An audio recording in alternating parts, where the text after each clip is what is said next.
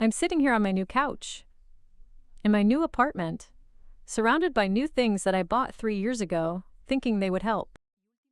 I'm 65 years old, and my husband Javier died 5 years ago. 5 years that have been a brutal lesson in what to do and what not to do when you lose your partner. And I did everything wrong, absolutely everything wrong. People give you advice when you're a widow. Don't make any big decisions in the first year. Take your time. Don't change anything drastic. And I did exactly the opposite. I did everything I shouldn't have. I threw away things I shouldn't have. I changed things I shouldn't have. I made stupid, hasty, desperate decisions trying to escape the pain instead of going through it. And now, 5 years later, when I'm finally starting to get better, I realize everything I lost. Not just Javier, but parts of him that I destroyed myself in my desperate attempt to move on. And if I could go back, if I could tell Mercedes from 5 years ago, wait, don't do it, you're gonna regret it. I would, but I can't. So all I can do is tell my story, recount all the mistakes I made, so that if someone is going through this, or if someone has just lost their partner, they know what not to do, because I did everything wrong. And now I live with the consequences. My name is Mercedes. I'm 65 years old. I live in Madrid, in the Chamberí neighborhood. I'm an advertiser. Well, I used to be, now I'm semi-retired. I work as a freelance consultant from home. My husband Javier died 5 years ago. He was 63 years old. A massive heart attack while playing paddle tennis with friends. It was sudden, unexpected. He left the house that normal Saturday morning, gave me a kiss. See you at noon for lunch, he said. And he didn't come back. They called me from the hospital 2 hours later. Hey, your husband had a heart attack. Come on, hurry. I got there. Oh, he was already dead. He died in the ambulance. I didn't even get to say goodbye. It was all over that fast. 35 years of marriage, over in a second, without warning, without time to prepare. No last words. The first few months were a blur. The funeral, the burial, people coming to pay their respects. My daughters, Laura and Sophia, organizing everything because I couldn't. It didn't work. I was in shock, automatic. Doing what they told me, but without really processing what was happening. My daughters stayed with me the first few weeks, taking turns, taking care of me as if I were a child. Mom, you have to eat. Mom, you have to sleep. Mom, you have to get out of bed. Eventually, they had to go back to their lives. Laura lives in Barcelona, Sophia in Madrid, but she has her family, her job. They couldn't stay with me forever. And I was left alone in the apartment where I had lived with Javier for 30 years, surrounded by his things, his clothes in the closet, his toothbrush in the bathroom, his books on the shelf, his armchair where he sat to read, everything there, constantly reminding me that he was gone. And that's where I started doing everything wrong. Mistake number 1. 2 months after his death, unable to bear seeing his things every day, I decided to do a clean out. I called it a purge. It sounded very modern, very healthy, very moving on.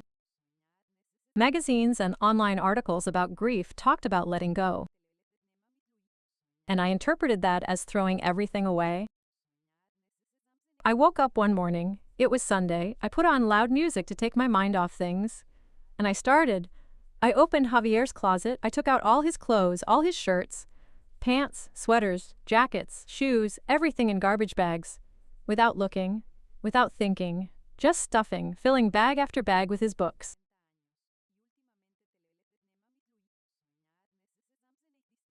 He had hundreds of history books that he loved, crime novels, biographies, poetry, even everything in boxes, to throw away or donate. His favorite armchair, that brown leather armchair where he sat every night to read, where he would fall asleep watching TV. I'm selling it. His tools from the storage room, he was very handy. He fixed everything in the house. I don't need them anymore.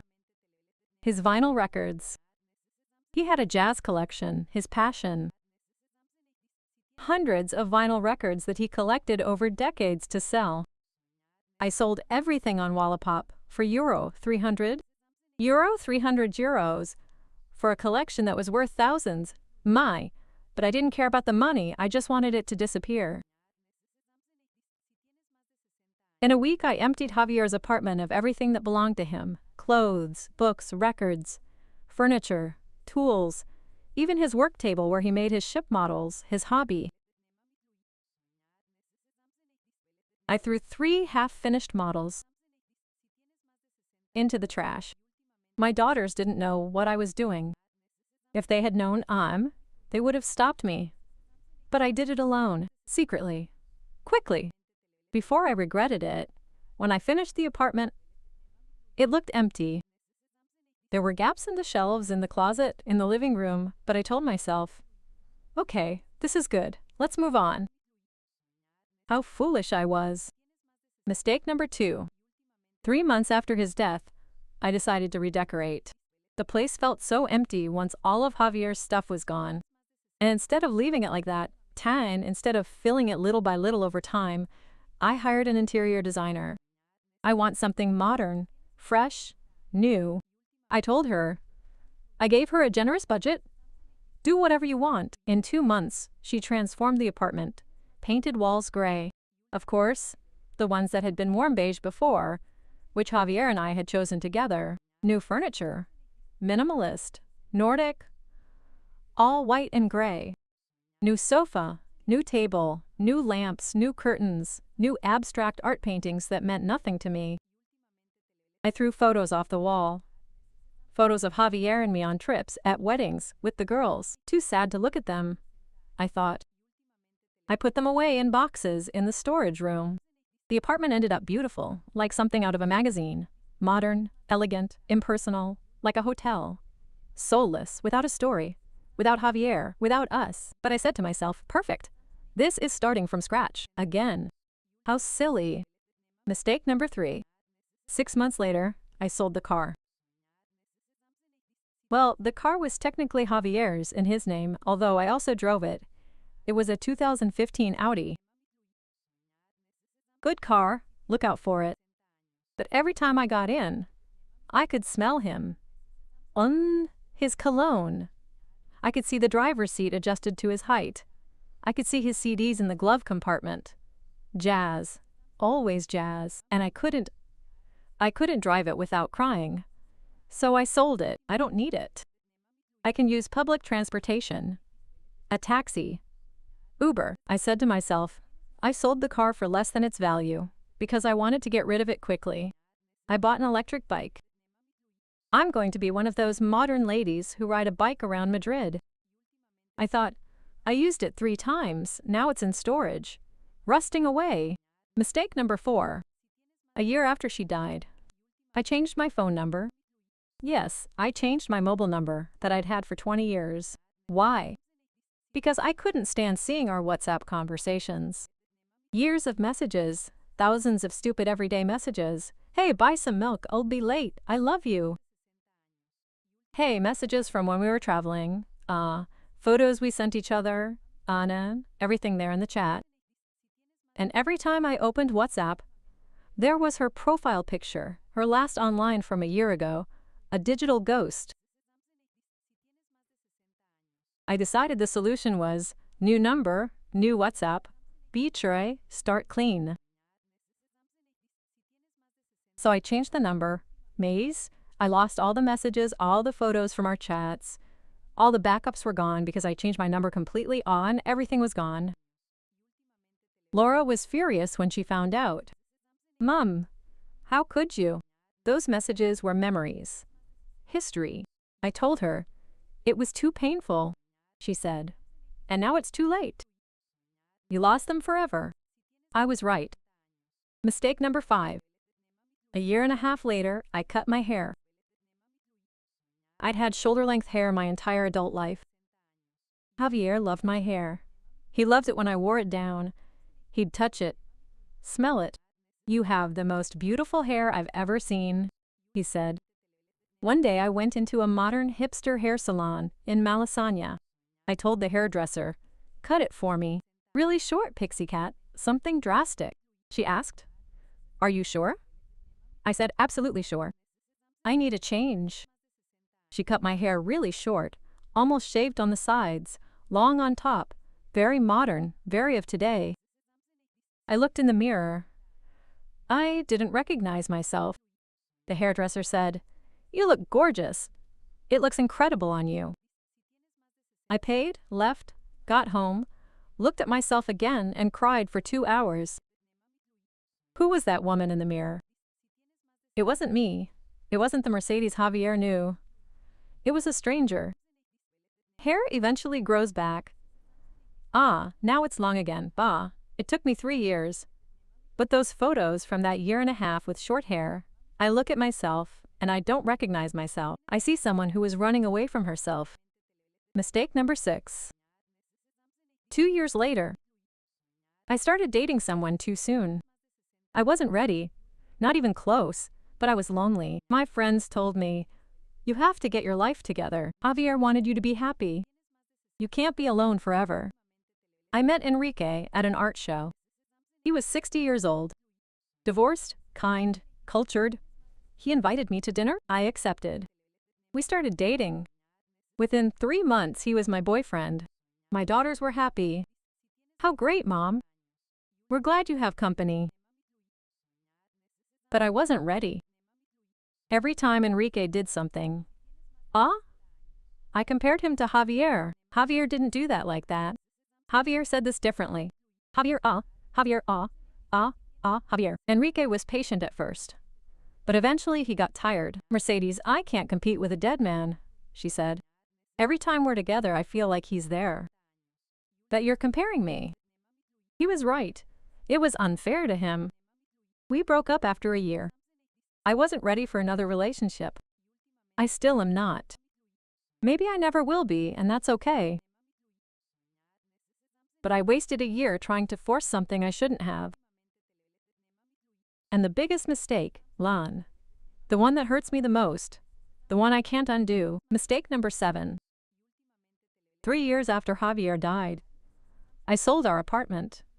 The apartment where we had lived for 30 years, where we raised the girls, where we were happy. I sold it because I needed to start over. Too many memories. I bought this new apartment, smaller, more modern, in another neighborhood, Malasaña. I'm going to live in a trendy area, be part of the movement. I thought, I sold the old apartment. I moved here, and as soon as I got there, I regretted it. This apartment has no history, no soul, no Javier, nothing of us. It's beautiful? Yes, modern, central, but it's not home. Home was in Chamberí, on that 3rd floor overlooking the park, where Javier and I had breakfast on the balcony on Sundays, where the girls grew up, where we celebrated Christmas, birthdays, anniversaries. That's where the home was. And I sold it. I let it go, and now a young couple with a baby live there. I saw photos in the resale ad. They've changed everything. Painted the walls white, changed the floors.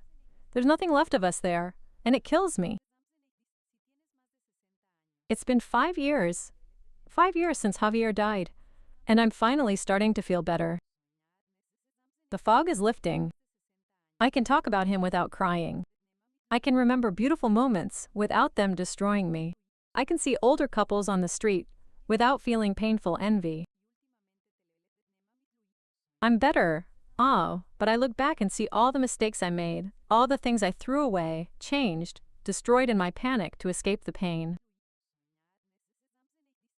And I regret so much Javier's armchair where he sat to read. Puffa, I sold that. for €50.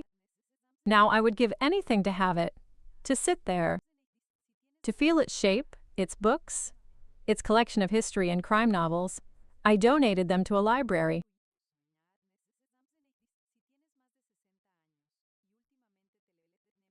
Now I would love to look through them, to see its marginalia, the pages folded at its favorite parts, its vinyl records, its jazz collection that it built up over 40 years, sold for €300 to a student. Now I would pay thousands to get it back, to put on a My Davis record and remember Javier dancing with me in the living room. His clothes. I threw all his clothes away. Now I would give anything to have one of his shirts, to be able to smell it, to wear it to sleep, to feel him close, but there is nothing. Everything in garbage bags.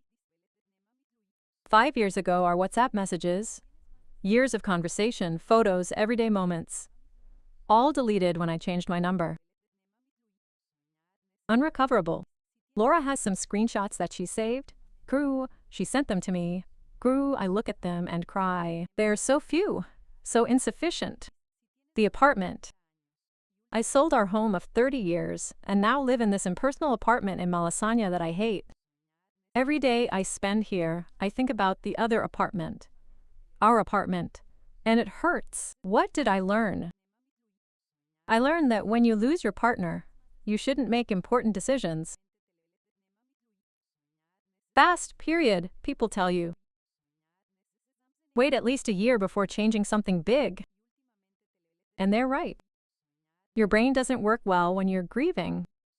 You're in panic, in survival mode, not in clarity. No. Don't make important decisions in that state. Wait, even if it hurts, even if you feel drowning in memories. Wait, because what seems unbearable today may be comforting tomorrow. I learned that you shouldn't throw away your dead partner's things in a hurry. I know it hurts to see them. I know that each object is a reminder, but those objects are also connection. They're pieces of the person you loved, and you're going to want them eventually, maybe not now, maybe not in 6 months, but in 2 years, 3 years, when the acute pain has subsided. Keep calm. You'll want something of theirs, a tangible item. If you threw it all out, you'd have nothing. So save things, even if it hurts, even if you have to put them in boxes and put them in storage without looking at them. Save them. Your future self will thank you. I learned that you shouldn't drastically change your appearance. I know you want to feel different, a new era, a new you. But when you radically change how you look, when you cut the hair that your partner loved, when you completely change your style, you're not being a new version of yourself. You're being someone else. You're running away from who you were, and that doesn't work because who you were included being that person's partner. It included being loved by that person. And when you transform into someone unrecognizable, you lose that too. So change if you want, lady, but little by little, subtly, not drastically in an act of desperation. I learned that you shouldn't date someone new until you're truly ready, and you'll know you're ready. When you can talk about your dead partner without crying, when you can be alone without panicking, when you can imagine a future without that person, without them destroying you. Until then, you're not ready. And if you date someone before then, it's unfair to you and to the other person because you can't give what you don't have. And if your heart is broken, busy, crying, you can't love someone new. So wait, heal first, then if you want, open your heart again, but not before. And I learned that you should definitely not sell your house. The house where you lived with your partner, where you built a life together. Don't sell it, at least not the first few years. I know it's full of painful memories. I know every corner reminds you of what you lost, but that house is also where you were happy, where you loved, where you lived. And when the pain subsides, when you're going to want to be there. You're going to want to walk through the rooms where your partner walked. I. Cook in the kitchen where you cook together. I. Sleep in the bed where you slept together. So don't sell way, not in the first year or the second. Wait, give it time. Because painful memories eventually become memories. Precious things, but only if you give them time. I am 65 years old, a widow for 5 years. My husband died suddenly of a heart attack, and I did everything wrong. I threw away his things. I changed the apartment. I sold the car. I changed my number. I cut my hair. I dated someone before I was ready. I sold our house. Everything wrong. Everything I shouldn't have done. I did, thinking I was moving on, that I was being strong, modern. I wasn't going to stay stuck in the past. But what I was really doing was destroying what little I had left of him, erasing evidence of our life together in a desperate attempt to escape the pain, and it didn't work.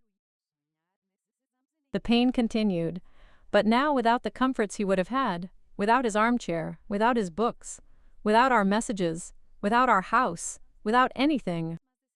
If I could go back, I would tell Merced from 5 years ago, the one who had just been widowed, the one who was in shock, in panic, to breathe.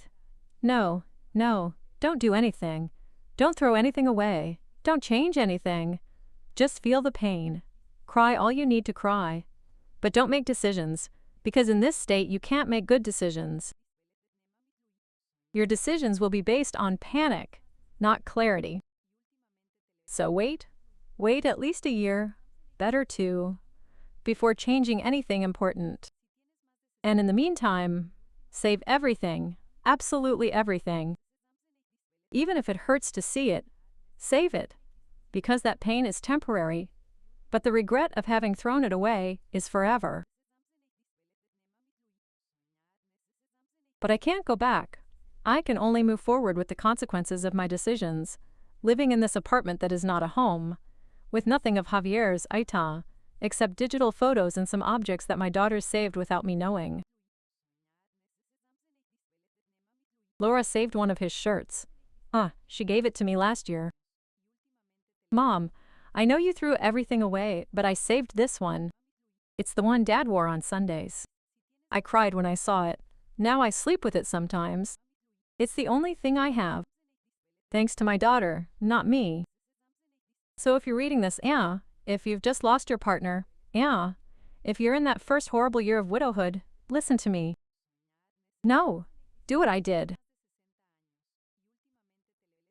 I know it hurts. I know you want to escape. I know the memories are unbearable. I know you want to move on and be strong and not stay stagnant. But wait. Give yourself time. Don't make big decisions. Don't throw things away. Don't change everything. Don't run away from your pain, because the pain will follow you wherever you go. But the objects, the messages, the photos, the house, those things won't follow you. If you throw them away, they're gone forever, and you're going to regret it like I do every day. Cool. So save everything.